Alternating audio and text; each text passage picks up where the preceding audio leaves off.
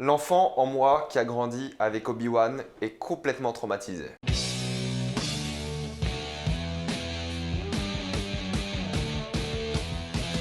Halston. Comme d'habitude, jusqu'à la minute indiquée dans le titre de la vidéo, il n'y aura pas de spoilers, comme vous êtes tranquille, après on va tout spoiler. Halston est l'histoire vraie d'un créateur de mode qui va vouloir devenir extrêmement populaire grâce à son art, mais évidemment, comme toutes ces histoires, ça va très mal tourner. Halston est une mini-série de 5 épisodes d'environ 45 minutes. C'est une série produite par Ryan Murphy qui produit à peu près 5 à 10 séries par année, c'est ahurissant, je sais pas comment il fait, il dort jamais. Il a produit et écrit une partie de l'histoire. C'est l'histoire vraie de Roy Halston Frowick et je ne connaissais pas du tout cet homme, je connaissais un peu le nom de la marque mais sans plus et j'y connais rien en mode, vraiment je comprends rien à tout ce qui est couture, mode, fashion, je suis à côté de la plaque, ça se voit, je porte que des t-shirts noirs en vidéo, c'est normal. On va plonger dans ce mode de la fashion, de la haute couture et si vous ne connaissez rien à ce monde comme moi, ne vous inquiétez pas, vous n'allez pas du tout être perdu. La raison pour laquelle j'ai voulu regarder cette série, c'est que j'ai vu la bande-annonce et j'ai vu Ewan McGregor jouer dedans et je me suis dit ouais pourquoi pas, ça m'intéresse, j'ai envie de le voir jouer dans une grande performance d'acteur. Il en a eu auparavant, mais là j'ai l'impression que la série va vraiment se concentrer sur lui et qu'il va porter le show, et c'est le cas. On va passer 5 épisodes vraiment avec Halston tout le long, on va jamais le lâcher, toutes les scènes où quasiment il est présent, et c'est catégoriquement la série de Ewan McGregor, il est incroyable dedans, vraiment il a une portée assez incroyable, il est vraiment phénoménal et rien à dire là-dessus, je peux lui faire que des compliments. Il m'a ému, il m'a fait peur, je l'ai détesté, je l'ai adoré, je l'ai compris, enfin bref, il m'a fait vivre plein d'émotions différentes juste par son jeu d'acteur. Juste pour Ewan McGregor, je pense que ça vaut le coup de regarder cette série parce qu'il est spectaculaire, rien à dire là-dessus. Je pense qu'il sera nommé l'année prochaine à un Golden Globe ou un Emmy, on verra bien, mais il le mérite parce qu'il a été tout à fait bluffant. C'est un homme qui va bosser dans la haute couture, c'est un artiste mais qui va être un peu attrapé par les engrenages des entreprises, du monde un peu corporate, mais c'est pas que ça parce qu'il est aussi homosexuel, comme tous les personnages de Ryan Murphy, il faut qu'il y ait des homosexuels, c'est un peu voilà ce qu'il aime aborder d'habitude. C'est une thématique qui lui est très chère et on va parler un peu d'homophobie, mais aussi le côté très gay de Halston, voilà on le met beaucoup en avant, c'est un côté qui n'est pas du tout sain pour lui, pour plusieurs raisons différentes. C'est quelqu'un qui va aller voir des inconnus et leur demander de lui faire des trucs derrière un train abandonné ou des choses comme ça. Enfin vraiment, c'est quelqu'un d'assez extravagant par rapport au sexe. Et c'est un peu décevant parce qu'on montre pas trop de sexe alors qu'il y a plein de moments où on dit oui, il est extravagant, il a fait des trucs horribles et si c'est avoué au grand public, c'est la fin de sa carrière, mais on voit pas ces moments-là. Pourtant, on voit des moments assez...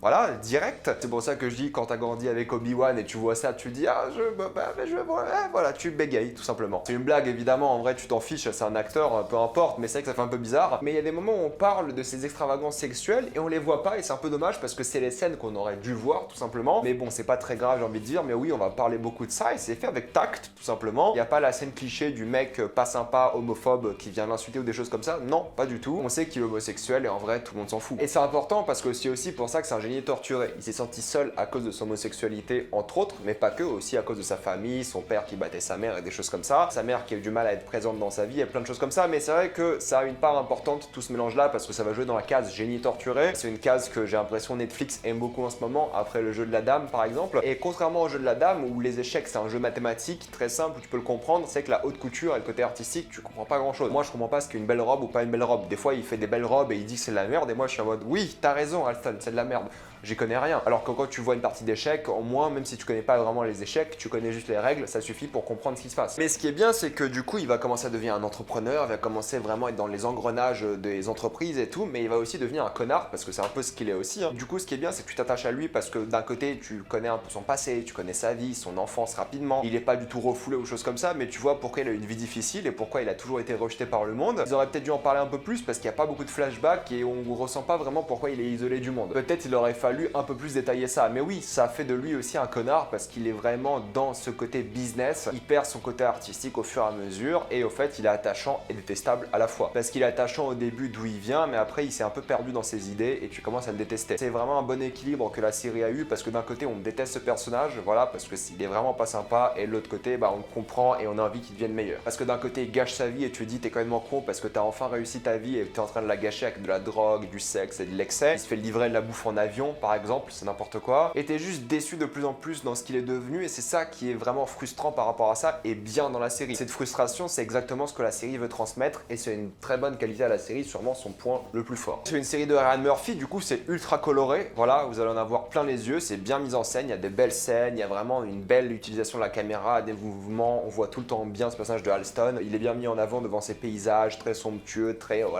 corporate des fois. La mise en scène n'a rien à dire, elle est réussie, il y a quelques bonnes idées à droite à gauche, c'est très bien foutu. Dès le premier épisode, t'es à fond dedans parce que ça bouge, c'est dynamique, que tu t'ennuies jamais quoi. C'est 5 épisodes, ça passe vite, t'as pas le temps de t'ennuyer, c'est génial. Et vu que Halston est tout le temps dans les plans, c'est vraiment sa série à lui, il est présent dans 90% des plans, voire plus. On le filme toujours de manière différente pour jamais nous ennuyer, et ça c'est vraiment bien foutu. Même si au début de la série, je me suis dit ouais là y a pas de drame, il se passe pas grand chose, c'est vraiment les 2 premiers épisodes où vraiment tout se passe bien, voilà c'est nickel, il y a un peu de rivalité tout ça mais sans plus. Et à la fin c'est vrai qu'il y a beaucoup de drame, tu comprends vraiment ce qui se passe dans la tête du personnage, est-ce qu'il vit vraiment de difficile ou pas, est-ce qu'il a causé comme problème. Ne vous inquiétez pas, le drame arrive et ça arrive avec beaucoup de vigueur, ça va mener à une fin assez satisfaisante d'après moi. On en parlera évidemment en spoiler, mais elle est touchante, elle est un peu douce amère d'une certaine manière, et c'est une bonne fin de série. Mais c'est vrai qu'on n'a pas vraiment l'impression qu'il a du succès cet homme au final. On n'a pas l'évolution de son succès, parce qu'au début c'est quelqu'un d'assez connu, voilà, il commence la série en tant que quelqu'un de connu, mais il a une sorte de moment de mou et ensuite il reprend le dessus et tu dis ah d'où est-ce que ça vient, comment ça s'est passé. On n'a pas trop d'impact du monde extérieur sur lui, je sais pas, des gens qui viennent le voir et des choses comme ça. Il y a de temps en temps quelques fans qui disent oui je porte des vêtements, des choses comme ça, mais bon c'est pas assez je trouve. On n'a pas l'impression qu'il devient riche, on n'a pas l'impression qu'il porte une grande entreprise juste avec son nom et des trucs comme ça, donc c'est un peu décevant de ce point de vue là. Il y a un manque d'évolution, il y a peut-être un manque de rivalité, on entend beaucoup parler des rivaux et tout, mais on les voit pas réellement, on les entend pas non plus. Ils sont juste là et à un moment on te dit oui c'est trop tard pour faire ça, oui t'as raté ton opportunité là, et ouais c'est un peu frustrant parce que c'est un peu con pour lui, hein, il a raté des trucs alors qu'on lui a dit des choses comme ça, et c'est ce que j'aime beaucoup, on nous parle pas des entreprises comme des ennemis. Le côté entrepreneurial de Alstom c'est pas son ennemi au fait, c'est lui son propre ennemi. Là les entreprises elles sont là pour faire du profit sur son nom aussi, mais elles sont là pour l'aider, et les gens étaient toujours là pour l'aider, pas totalement non plus, mais tu vois que c'est une relation d'interdépendance, du coup c'est pas bénéfique aux entreprises de mal se comporter avec Alstom. Donc j'ai bien aimé un peu cet équilibre aussi où les entreprises font ce qui est le plus logique pour elles, en même temps elles essaient d'être sévères avec lui quand il faut et des choses comme ça. Donc c'est pas les méchants, le vrai méchant c'est lui-même, Alston, voilà, c'est lui qui s'est fait du mal et c'est lui le vrai méchant de la série. Mais c'est dommage parce qu'il y a vraiment ce manque de rivalité, tu entends parler de Klein, de Balenciaga, des choses comme ça, j'aurais aimé voir ces gens-là, j'aurais aimé voir un peu plus d'impact de cette rivalité. Là c'est vrai qu'on est trop concentré sur Alstom, mais c'est peut-être aussi l'intention de la série de pas entendre un peu l'extérieur comme lui, hein. Lui il entend pas trop, il est vraiment dans son monde, dans sa drogue et tout, et il oublie un peu le reste. Peut-être c'est l'intention de la série, mais c'est vrai que si tu connais pas vraiment ce qui se passe, t'es un peu perdu des fois et t'aimerais en savoir un peu plus. J'aurais clairement pas dit non à un épisode supplémentaire, pour le coup, j'aurais bien apprécié. Et puis évidemment, il y a toutes ces thématiques de l'art et de l'économie, d'un côté de l'artiste qui s'est perdu dans son art, son nom est devenu quelque chose de financier avant tout. Il n'est plus un artiste et il pense qu'à l'argent et il a un peu ruiné son art entre guillemets. Il s'est un peu perdu dans ce côté business, c'est intéressant aussi parce que c'est jamais vu de manière péjorative. Il a fait des millions et des millions, il est content, mais en même temps c'est qu'à la fin de sa vie, il a un peu perdu et il se dit ah c'est peut-être pas qui je suis réellement maintenant. Donc c'est bien encore une fois de parler de l'art et de la passion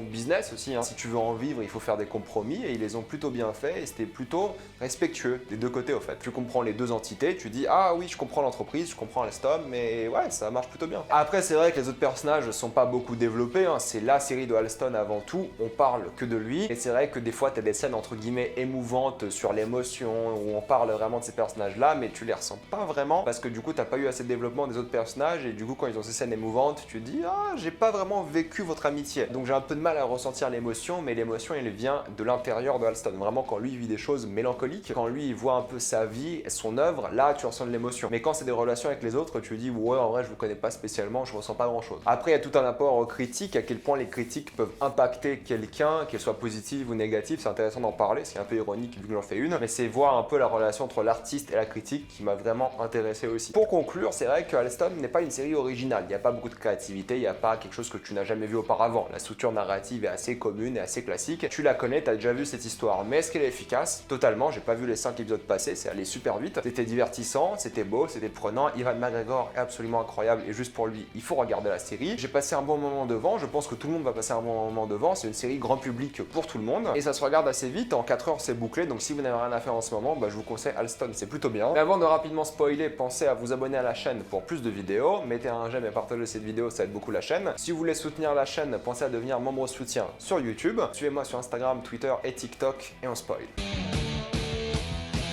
Pour spoiler rapidement, ce que j'ai beaucoup aimé, c'est l'évolution de Halston, voilà, qui au début était quelqu'un qui voulait juste vivre de son art, puis ensuite qui est une sorte d'empire qu'il ne contrôle pas car il a vendu son nom. C'est un peu bizarre parce qu'à un moment il dit que j'ai racheté mon nom, mais à la fin t'as marqué il n'a jamais récupéré son nom. Donc je sais pas si j'ai mal compris un truc ou je sais pas quoi. Il devient addict au sexe, il devient addict à la drogue, tu vois, qui fait des trucs vraiment malsains. Il ne bosse quasiment plus, il dépense énormément, il est dans l'excès le plus total. Et ses amis commencent à lui faire face et se rendent compte qu'en fait il est pas le centre du monde. S'il ne bosse plus, bah en fait il est plus utile, il est remplaçable au final. Et c'est ça qui lui ramène un peu la réalité aussi, hein, c'est qu'il se rend compte qu'en fait ses amis lui font face, il se rend compte qu'il peut être remplacé par quelqu'un d'autre, et il se rend compte aussi qu'au final c'est pas sa voie qu'il a choisie, pas la bonne. C'est pour ça que t'as cette scène à la fin émouvante où il se rend compte qu'en fait il aurait peut-être dû faire du théâtre, et t'as ce moment un peu doux amer final où tu sais qu'il va mourir, il sait qu'il va mourir aussi, et il se rend compte qu'il aurait pu faire du théâtre car c'est là qu'il a de bonnes critiques, c'est là que c'est un grand artiste. Et t'as ce moment un peu triste, mélancolique où tu dis la vie qu'il aurait pu mener, un peu différente, voilà, loin de ce côté fashion, business, complètement dingue,